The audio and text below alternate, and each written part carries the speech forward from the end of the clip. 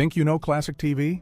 This forgotten 1967 sitcom starred a real married couple who were pressured to wed, featured a star who later died tragically in a fire, and directly inspired Ted Baxter on The Mary Tyler Moore Show, yet it was canceled after one season despite Emmy wins and being called the best show I ever canceled.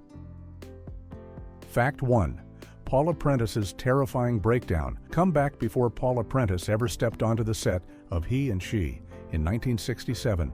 She had already survived one of the most frightening moments of her career. Just 2 years earlier, while filming the comedy What's New Pussycat in Paris, the actress experienced a severe nervous breakdown that nearly ended her life. During the shoot, something inside Prentiss snapped, and in a moment that terrified everyone on set, she climbed up the ropes to a catwalk high above the soundstage and began walking across the beams.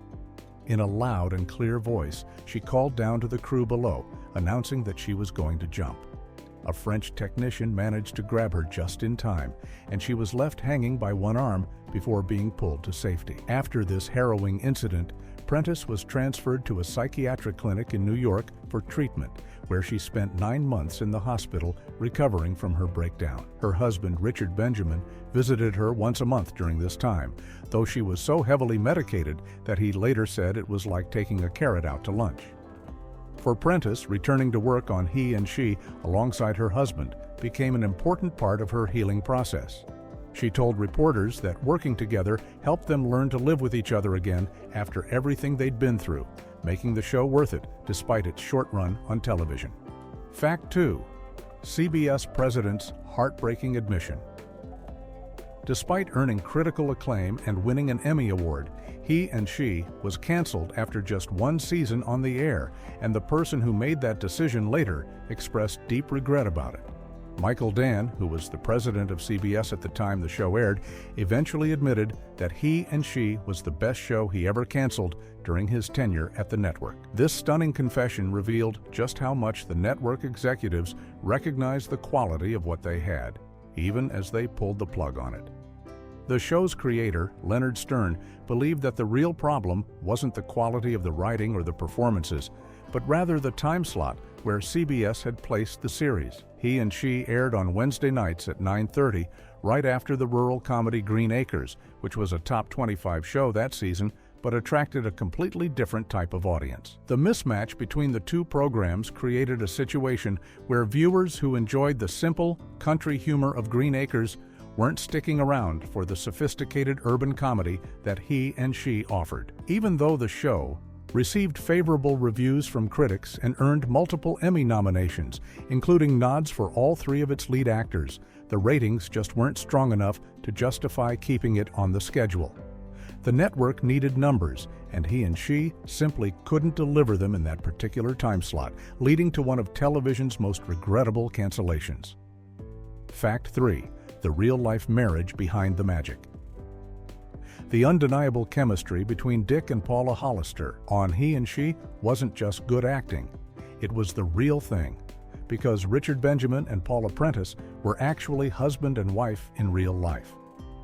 The two actors first met while they were both studying drama at Northwestern University, where they quickly fell for each other despite coming from very different backgrounds. Benjamin was a Jewish boy from New York, while Prentiss, whose real last name was Ragusa, came from an Italian Catholic family in San Antonio, Texas.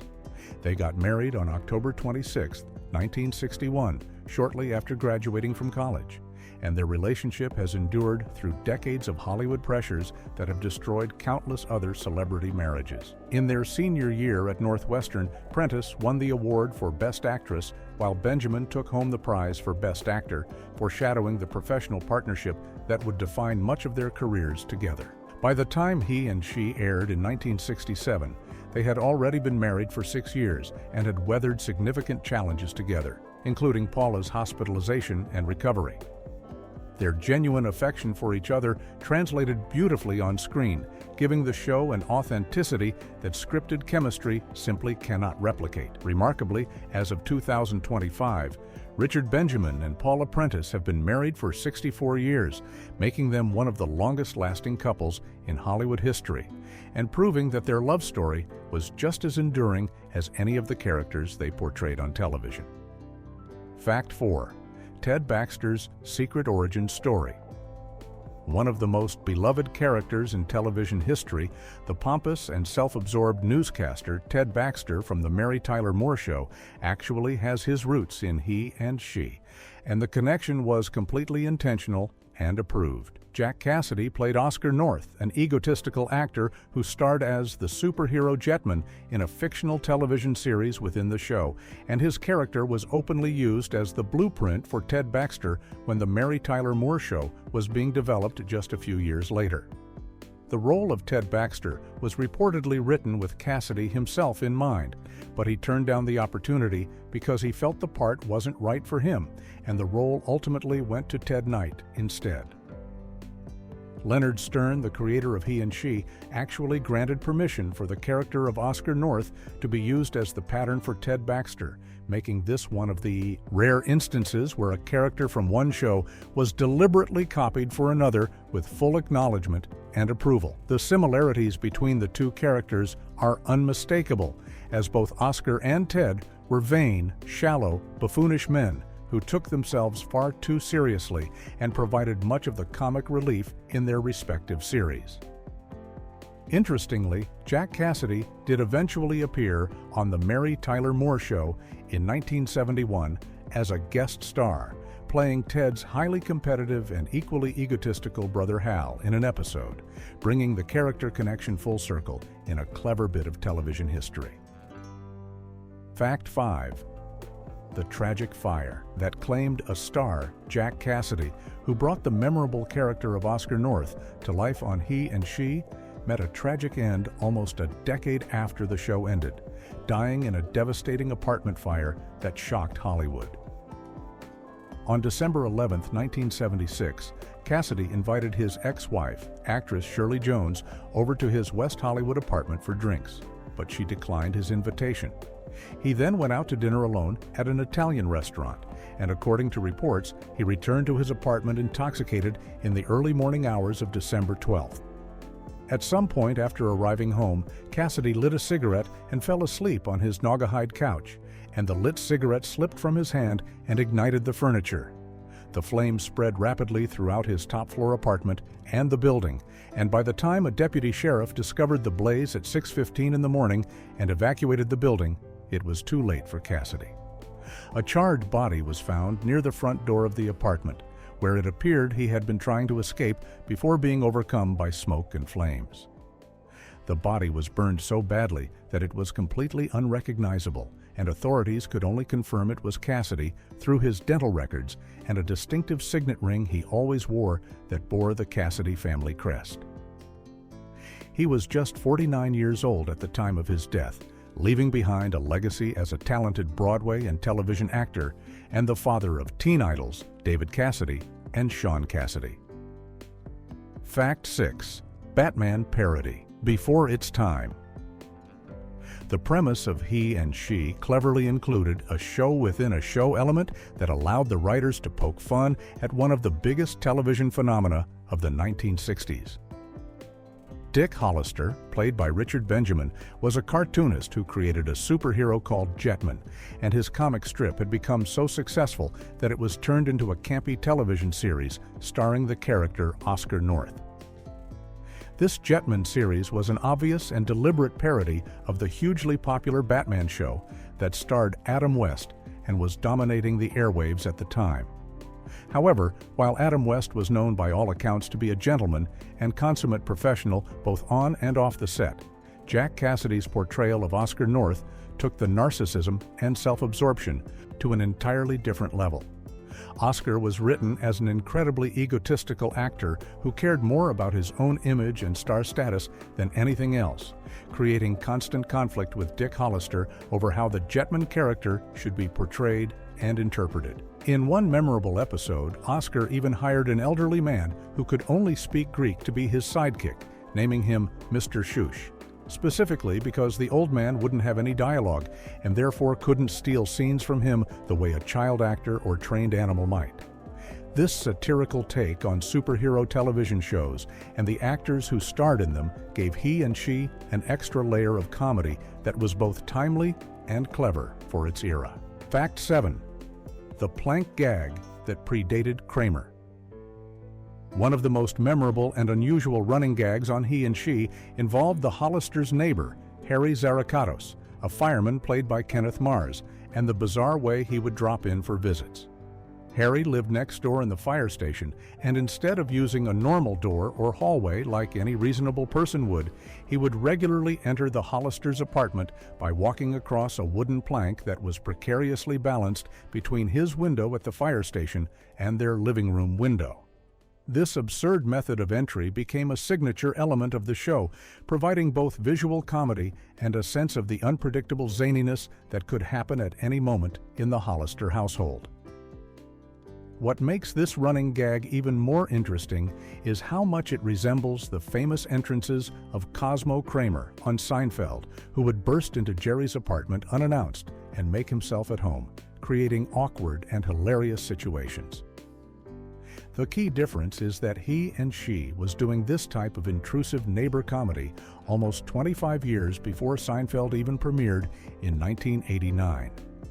Kenneth Mars, who would later become well known for his roles in Mel Brooks films like The Producers and Young Frankenstein, brought a gentle insanity to the character of Harry that made his precarious plank-walking entrances seem almost logical within the world of the show, cementing this visual gag as one of the series' most distinctive and forward-thinking comedy elements. Fact 8. Groundbreaking shared bed controversy. While it might seem completely normal today, the simple act of showing a married couple sleeping in the same bed was actually controversial on television in the 1960s. And He and She was one of the pioneering shows that dared to break this conservative taboo. For decades, television networks had enforced strict rules about bedroom scenes, requiring married couples to sleep in separate twin beds, even though this made no sense for how real married people actually lived. Classic shows like I Love Lucy, despite starring the real-life married couple, Lucille Ball and Desi Arnaz, still showed them sleeping in twin beds. And The Dick Van Dyke Show followed the same outdated convention, even though the leads were supposed to be a loving married couple. By the time He and She premiered in 1967, a few shows had already started to challenge this rule, with Bewitched being one of the first to show a married couple sharing a bed in 1964. He and She joined this small group of progressive sitcoms by showing Dick and Paula Hollister sleeping together in the same bed, which was particularly fitting given that Richard Benjamin and Paula Prentiss were actually married in real life. Viewers at the time specifically noted and appreciated this realistic portrayal, with some commenting that it was refreshing to finally see a married couple without the ridiculous twin beds that had become a running joke about television's outdated moral standards. Fact 9. Get Smart Creators' Sophisticated Shift. He and She was created by Leonard Stern, a television legend whose impressive resume included some of the most iconic shows in comedy history, making this series a fascinating departure from his previous work. Stern had already established himself as one of the top comedy writers in the business, having written for The Honeymooners during its classic run in the 1950s, where he helped create some of the show's most memorable episodes. He then went on to serve as the executive producer for Get Smart, the wildly popular spy spoof that debuted in 1965 and featured Don Adams as the bumbling Agent Maxwell Smart. Stern even created the iconic opening sequence for Get Smart, with Maxwell Smart walking down a long corridor, passing through a series of automatically opening and closing doors before entering a phone booth and dropping out of sight. With He and She, Stern was attempting something completely different from the broad slapstick and absurdist humor that defined Get Smart. Instead, he wanted to create a more sophisticated urban comedy that focused on character-driven humor and the realistic dynamics of a modern married couple living in Manhattan. Stern had actually been developing the concept since 1964, originally envisioning it as a show about a young couple moving into an old Chicago brownstone, before eventually relocating the setting to New York and refining the premise into what became He and She, representing his artistic evolution toward a more mature and grounded style of television comedy. Fact 10. Emmy winner that wasn't nominated for Best Comedy. he and she achieved something truly remarkable and somewhat baffling in the world of television awards when it earned widespread recognition from the Emmy voters but was mysteriously overlooked in one critical category. The show received a total of 5 Emmy nominations in 1968, including acting nominations for all 3 of its lead performers: Richard Benjamin for Best Actor in a Comedy Series, Paula Prentiss for Best Actress in a Comedy Series, and Jack Cassidy for Best Supporting Actor in a Comedy Series.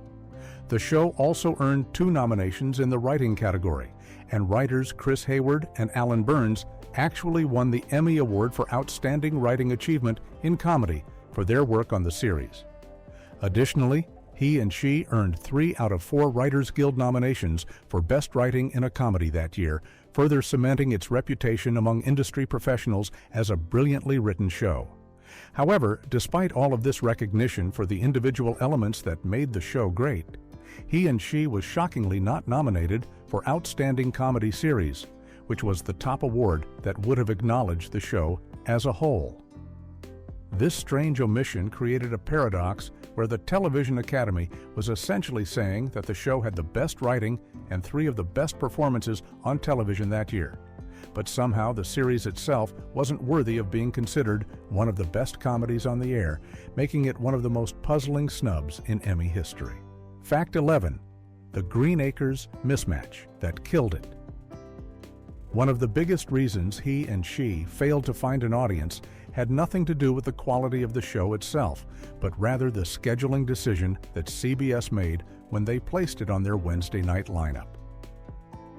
He and She aired at 9:30 in the evening, right after Green Acres, which was one of the network's most successful programs and consistently ranked in the top 25 shows that season.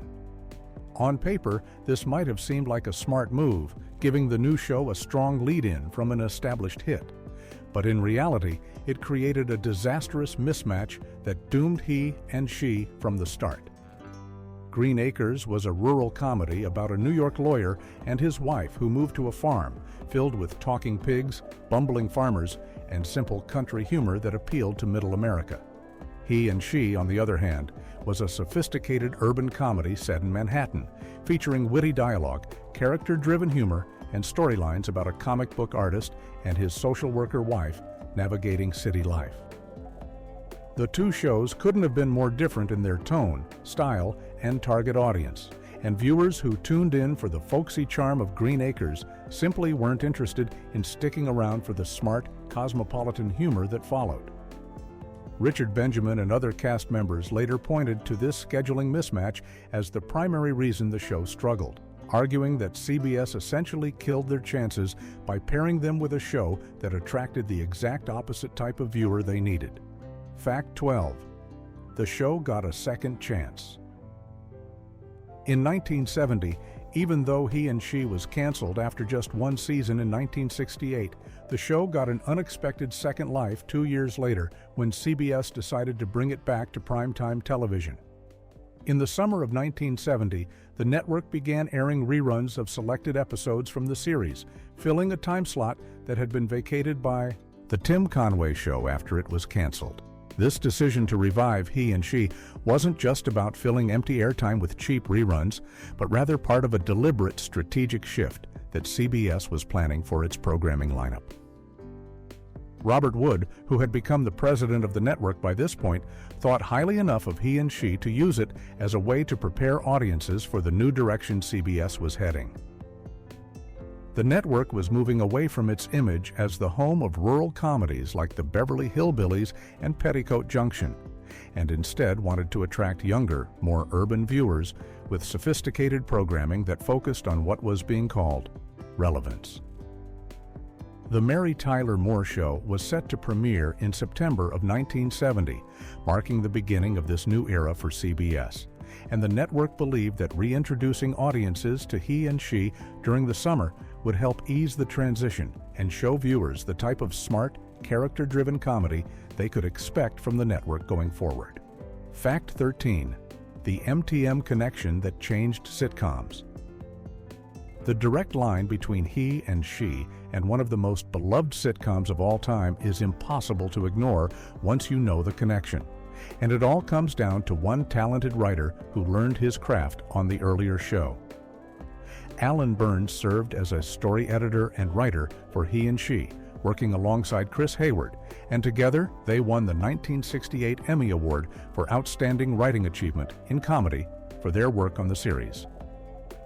This recognition from the Television Academy validated the sophisticated approach to comedy writing that Burns had been developing, and just 2 years later, he would take everything he learned from He and She and apply it to a new project that would change television history.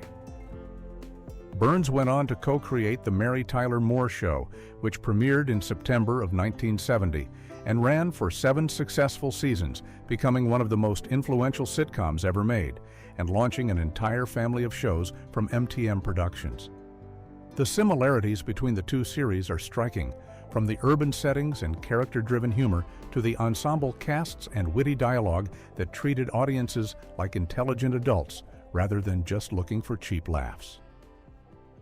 Television historians and critics widely consider He and She to be a major forerunner to The Mary Tyler Moore Show and the entire wave of sophisticated sitcoms that defined the 1970s, making this forgotten single-season series a crucial stepping stone in the evolution of television comedy.